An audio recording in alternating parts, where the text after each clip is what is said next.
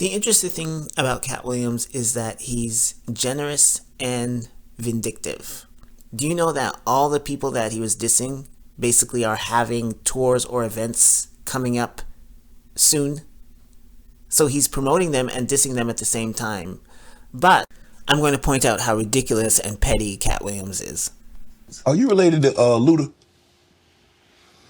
No, so there was a crossroads where we were both invited to an Illuminati thing. You see right there. So how did he know it was an Illuminati party? Did he know it was an Illuminati party before he went there, and he went there anyway? He found out that it was Illuminati party, like, at the party? Like, someone came up and said, hey, this is Illuminati party.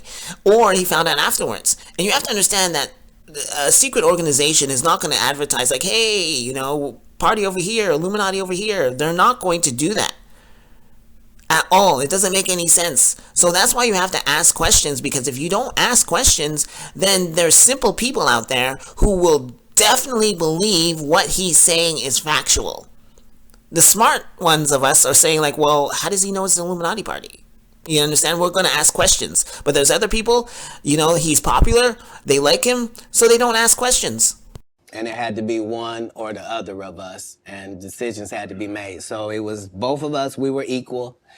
One of us had to cut off all their hair and couldn't do the sideburn thing no more with the points. And the next person, they said, was going to get $200 million because they were going to pay him $10 million a movie to do 20 movies. So Katt Williams is bitter because he lost $200 million. And it's not like Ludacris is doing step it, fetch it roles. He's not doing that at all. So he's bitter that he lost $200 million, and you can tell by the way he goes in on his wife. And that's how the conversation happened. One of those persons turned out to be Ludacris, and the other person turned out to be Katt Williams. Now, one person ended up with a light-skinned, ugly-faced wife that's never done a... No, let him through, Come on, you little short motherfucker. I'ma sue your ass. Now, Ludacris's wife is not ugly. But why did he have to trash her like that? It just goes to show you the mentality of this guy. And not a lot of people are talking about that, but he trashed Ludacris's wife. For what? What did she do to him?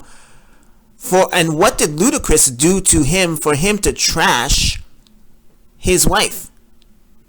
That's downright disrespectful. And I don't hear people talk about this, but it's like, and people are just giving this guy a pass. Oh, he's so brilliant and everything like that. You know, he is brilliant to a certain degree, but he causes so much problems.